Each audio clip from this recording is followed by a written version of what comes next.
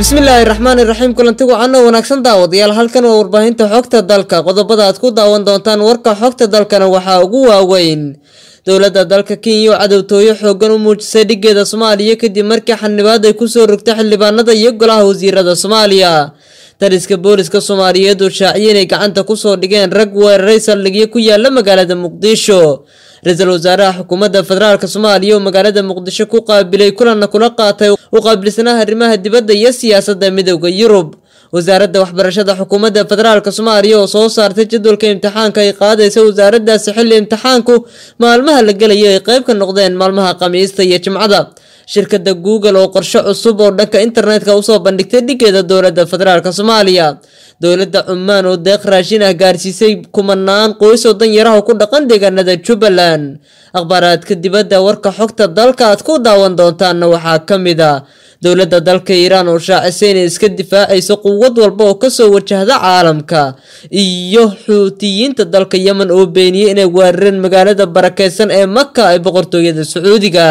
markale daawasho wanaagsan saaxiibayaal waa Talaado taariikhduna ay ku astaysan tahay 21 May 2019 intii aad daawateen waxay ahaayeen qodobada ugu doorka roon warka xogta dalka iminkan u diyaar garooba qodobadaas oo intaasi ka faahfaahsan aynu ku bilownay dowladda dalka Kenya ayaa cadawtooyo xoogan u muujisay dhigeeda dowladda federaalka Soomaaliya kadib markii xanibaad ay ku soo rogtay golaha wasiirada iyo xildhibaanada baarlamaanka federaalka Soomaaliya dowladda dalka Kenya ayaa guud ahaanba waxay liiskeeda ka saartay wasiirada iyo xildhibaanada Soomaaliya dalku gal amaba fiisa in la siiyo isla markaana ay ku tagaan gudaha dalkaasi iyadoo la aaminsan yahay in arrintaasi ay kaga dan leedahay kiiskii labada dhinac ee dhanka badda ku saleysna kiiska badda ayaa ka soo bilowday kadib markii dowladda federaalka Soomaaliya ay warbixin diyaarsan oo dhanka badda ay la tagtay shil lagu qabtay magaalada London ee ariga dalkaasi Britain waxay intaasi ka dambeeyay dowladda dalkaasi Kenya ayaa muujinaysa dhaliil xoogan oo ku aadan shirkaasi horaan labada dowladood ee dagaal xoogan oo dhanka diblomaasiyadda ayaa dhaxmaray waxaana la kala qaatay labada safiiradood iyadoo ugu dambeyn wada hadal la galay labada safiir ee labada dowladood u kala fadhiyay loo kala celiyay safaaradahooda kadib heshiis ay wada galeen haddana madaxweynaha dowladda federaalka Soomaaliya Maxamed Cabdullaahi Farmaajo iyo kan Kenya Uhuru Kenyatta isla markaana lagu saxiixay in diyaaradaha ka duulada magaalada Nairobi ee dalkaasi Kenya ay si toos ah ugu tagaan magaalada Muqdisho sidoo kalena kuwa Muqdisho ka duulay si toos ah ugu tagaan magaalada Nairobi ee dalka Kenya ayaa guud ahaanba waxa heshiiskaasi haddana uu noqday mid kale oo fashil kadib markii dowladda Kenya amar toddobaadyo ka hor ka soo baxay lagu sheegay in diyaaradaha ka soo duula Muqdisho ay qasab tahay inay ku tagaan magaalada kadibna loo sii gudbiyo magaalada Nairobi iyadoo arrintu waxay soo guurguurataba waxay haatan soo dur istaagtay in xildhibaanada golaha shacabka iyo golaha wasiirada baarlamaanka federaalka Soomaaliya guud ahaanba lagala noqday dalku galka ama fiisaha gudaha dalkaasi Kenya xildhibaanada iyo wasiirada xukuumadda federaalka Soomaaliya ayaysan marnaba u suurtagali doonin in si toos ah intay kaga tagaan Muqdisho ay tagaan gudaha dalkaasi Kenya arrintan ma jirto wadamo shisheeye oo soo farageliya asaatay dowladda federaalka Soomaaliya ayaa ilaa haatan calaamad su'aal la hordhigaya waxay kaga jawaabi doontaa arrintaasi dadka arrimahan korfeeya ayaa aaminsan dowladda Kenya ay dhaqaalaheeda hoos u dhici doono mar haddii dowladda federaalka Soomaaliya ay xanibaad buuxda saarto qaadka oo dowladda Kenya uu yahay kan ugu horeeyo faa'iidada ka soo gashay isla markaana wadanka ugu badan ee u soo qiisay la aaminsan yahay inuu yahay wadanka Soomaaliya xaaladda ayaa marba marka ka dambeysay labada dowladood u sii kullaanaysa iyadoo dadkuna indhaha ay ku hayaan halka ay ku soo biyo dhacdo xiriirka iyo cadawtooyada dowladda Kenya ay u jarayso dowladda federaalka Soomaaliya saaxiibayaal weli waxaad daawanaysaan warka warbaahinta xogta dalka iminkana booliska Soomaaliyeed taliska booliska Soomaaliyeed ayaa shaaca ka qaaday inay gacanta ku soo dhigeen rag la sheegay inay weerareen xarumo ciidamo boolis ay ku lahaayeen Muqdisho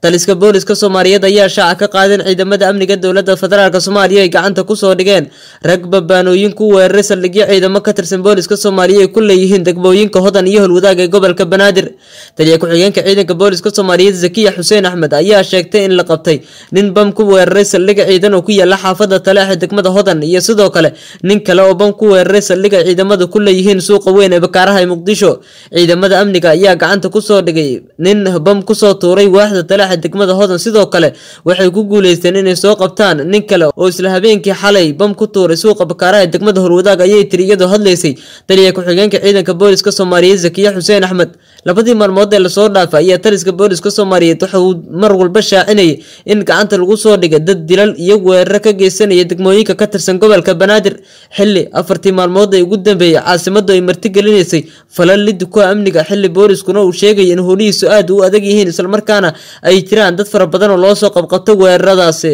dhanka kalena ra'iisul wasaaraha xukuumadda federaalka Soomaaliya mudane Xasan Cali Khayre ayaa magaalada caasimada ah Muqdisho waxa uu ku qaabilsanaha ama wakiilka arrimaha dibadda iyo siyaasadda u qaabilsan midowga Yurub.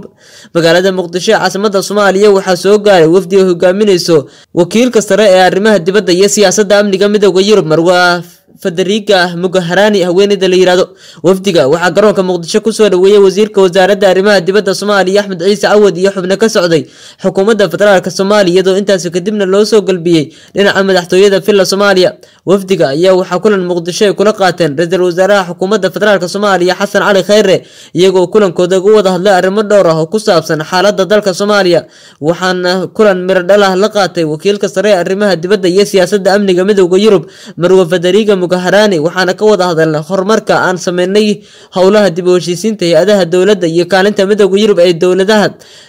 dawladda Soomaaliya ee horyaala sanadda 2019 ayuu yiri isagoo hadlayay ra'iisul wasaaraha xukuumadda federaalka Soomaaliya mudane Xasan Cali Khayre. haweeneyda ka socota midowga Yurub oo ay qaabilay ra'iisul wasaaraha dalka Xasan Cali Khayre ayaa ku soo aadaysa iyadoo muddooyinkii dambe la sheegay in midowga Yurub uu labanlaabay waxyaabaha iyo caawinaadada uu ka fuliyo gudaha dalka Soomaaliya. weli saaxiibayaal warka warbaahinta xogta dalka ayaa daawanaysaan qaybihii dhexe warkan waan ku guda jirnaa iminkana wasaaradda waxbarashada Soomaaliya. wasaaradda waxbarashada xukuumadda federaalka Soomaaliya ayaa soo bandhigtay jadwalka imtixaanka ay qaadaysa wasaaraddaas kaas oo bilaaban doona 27 bishan May isla markaana socon doona muddo 5 maalmood. jadwalka ay soo saartay wasaaradda waxbarashada federaalka Soomaaliya ayaa muujinaya in maalin Isniin imtixaanka uu bilaaban doono taasoo ka dhigan in maalmaha Khamiista iyo Jimcada oo ah maalmaha nasiinada ardayda uu noqon doono maalmo imtixaan ay ardaydu gali doonaan.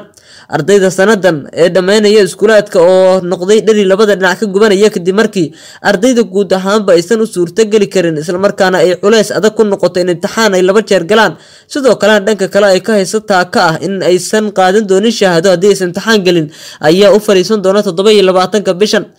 walow ay jiraan madmadow ku jireen imtixaankaasi uu dhici doono haddana wasaaradda waxbarashada ayaa muujinaysa kalsooni buuxda ay ku qabto in 27 ilaa 31 bishan imtixaanka uu dhici doono. waxaana la sheegay maadooyinka ayaana loo soo saaray sida loo geli doono iyadoo maadooyinka kale yihiin tarbiyo iyo sidoo kale Soomaali oo la geli doono maalinta Isniinta, Chemistry iyo sidoo kale taariikh oo la geli doono maalinta Talaadada, xisaab iyo Carabi oo Arbaca la geli doono, Biology iyo English oo Khamiis la geli doono iyo Physics iyo Geography oo la geli doono maalinimada Jimcada iyadoo wasaaradda waxbarashaduna ay muujinayso dareen dhiiranaan oo ku saabsan in uu noqon doono imtixaanka jadwalkiisu mid sida loogu talagalay u dhici doona. dhanka kalena shirkadda Google ee arrimaha internetka ka shaqeysa ayaa dawladda federaalka Soomaaliya iyo dalka Soomaaliya ka caawinaysa horumar dhanka internetka. madaxa hay'adda isgaarsiinta qaranka mudane Cabdi Sheekh Axmed ayaa booqday xarunta dhexe ee shirkadda Loan oo ah mashruuc la mataana ah Google oo xaruntiisu ay tahay gobolka California ee dalka Mareykanka. maareeyaha oo martiqaad rasmi ah ka helay Loan ayaa la kulmay madaxda ugu sareysa Loan oo horkacaya maamulaha Alessitar Westgrassi ninka la yiraahdo iyo mas'uuliyiinta waaxyaha sharciyada horumarinta ganacsiga iyo howlgallada waxayna ka wada hadleen sida Soomaaliya uga faa'iideysan karto farsamada casriga internetka lagu gaarsiin karo goobaha fogfog iyo sidoo kale qaybo badan oo dalkeena aysan ka jirin internet dhameystiran.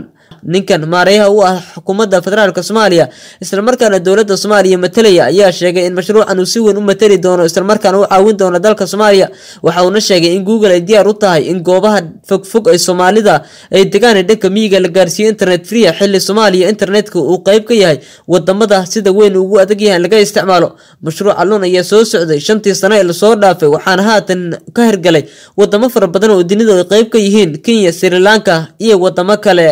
saaxiibayaal qaybaha dambe ee warka warbaahinta xogta dalka ayaan ku sii siqeynaa iminkana dawladda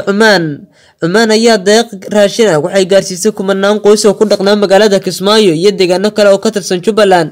waxaa magaalada Kismaayo ee xarunta gobolka Jubbada Hoose gaaray mas'uuliyiin ka socday hay'adda gargaarka ee saldanada Cumaan. wafdi ka socday saldanada Cumaan ayaa gaaray Kismaayo waxaana garoonka diyaaradaha Kismaayo ku soo dhaweeyay xubno ka socday ganacsatada magaalada Kismaayo. intaas kadib wafdiga ayaa loo galbiyay goobo raashin lagu qaybinayo ku dhawaad 3,000 oo qoys oo dan yar ah kuna nool magaalada Kismaayo. madaxweyne ku-xigeenka labaad ee Jubbaland Cabdiqaadir xaaji maxamuud iyo wakiil ka socday saldanada Cumaan oo raashinkan afurka ugu qaybiyay dadka danta yarta Kismaayo ayaa sheegay in ahaayeen waxay u baahnayeen. Wakiilada ka socday saldanada Cumaan ayaa inta badan deeqa gargaar gaarsiiya wadamada muslimiinta ah ee ku nool yihiin dadka tabaalaysan iyadoo dhawaana ay saldanada Cumaan deeq ka qaybisay gobolkani Banaadir. saaxiibayaal warka xogta dalka ayaa daawanaysan akhbaaraadka Soomaalida ayaa intaas aan kaga gudbeynaa iminkana dibadda. dowladda dalka Iran ayaa sheegtay inay iska difaacayso quwad walba oo kaga timaada wadamada ay ku tilmaamtay reer galbeedka maalin kadib markii rasaas lagu furay agagaarka aagga cagaaran ee magaalada Baghdad halkaas oo u dhow safaaradda Mareykanka ku leeyahay dalka Ciraaq ayaa abaandulaha ciidamada Iran Ali Hajiulu ninka la yiraahdo sheegay in Mareykanka iyo cadawga Iran aysan awood u lahayn dalkooda ay ka adkaadaan sida uu hadalka u dhigay. Wuxuu carabka ku adkeeyay in haatan uu Mareykanka uusan lahayn awood militari oo ku weerara Iran arrintaas oo ay sidoo kale toddobaadkii hore ka dhiiriyeen ciidamada kacaanka Islaamka Iran. abaandulaha ayaa sidoo kale sheegay in waqooyiga dalka uu si adag isugu diyaariyay weerar kasta oo kaga yimaada cadawga Iran. Mareykanka waxa uu Iran kula dagaalamayaa warbaahinta oo uu adeegsanayo inuu Iran cabsi geliyo balse quwad ma laha inuu ku soo duulo ayuu yiri abaandulahan oo hadla ciidamada dalka Iran. daandaansiga Iran iyo Mareykanka ayaa u muuqda mid faraha ka sii baxaya xilli wadamada dunida ay u muuqdaan iyaguna kuwa arrintaasi ka gaabsaday. ugu dambeyntiina Xuutiyiinta dalka Yemen ayaa sheegay inaysan marnaba macquul ahayn inay weerar ay ka fuliyaan magaalada barakeysan ee Maka.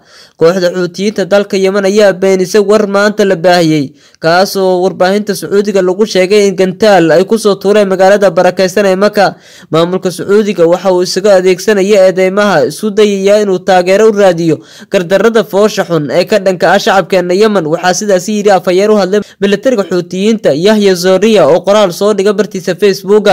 isbaahisiga Sacuudiga uu hogaaminayo Imaaraadka uu ka midka yahay ayaa muddo 4 sano gudaha dalka Yemen waxay ka wadaan dagaal xoogan isla markaana kula dagaalamaya Xuutiyiinta iyadoo dalka Yemen amnigiisana uu faraha ka sii baxayo xilli muddooyinkii dambe boqortooyada Sacuudiga duqeymo laga furiyay iyadoo duqeymahaasi lagu eedeeyay Xuutiyiinta dalka Yemen. guud ahaan saaxiibayaal qodobkaasi dibadda ayaa u dambeeyay war wixii dalka iyo dibadda inaga soo gaaro aad ka daawanayseen xogta dalka waad ku mahadsantihiin daawashadiina hase mogaanina inaad sida u ahaataan kuwa ugu horeeya xogaheena wararkeena warbixinadana iyo barnaamijyadeena hela aad kanalkan subscribe saartaan tan kulan dambana amaana alla saaxiibayaal.